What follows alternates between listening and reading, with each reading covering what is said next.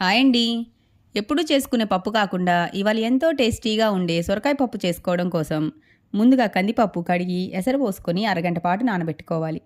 తరువాత సొరకాయ, టమేటా, ఉల్లిపాయ, పచ్చిమిర్చి చిన్న ముక్కలుగా కట్ చేసుకొని నానబెట్టుకున్న పప్పులో ఇత్తనాలు తీసేసుకున్న సొరకాయ ముక్కలు, ఉల్లిపాయ, పచ్చిమిర్చి, టమేటా ముక్కలు, చింతపండు వేసి కుక్కర్ మూత పెట్టి 4 విజిల్స్ రానిచ్చుకోవాలి.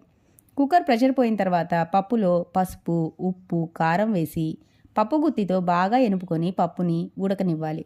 గిన్నెలో నూనె వేసుకొని దానిలో ఎండుమిర్చి, దంచుకున్న చిన్నులపాయ రెబ్బలు, మినప్పప్పు, ఆవాలు, జీరా, ఇంగువ, కరివేపాకు వేసి తాలింపు వేగాక ఉడుకుతున్న పప్పులో వేసి కలిపి కొత్తిమీర కూడా వేసి ఇంకొకసారి కలుపుకుంటే ఇంకా టేస్టీ సొరకాయ పప్పు రెడీ అండి.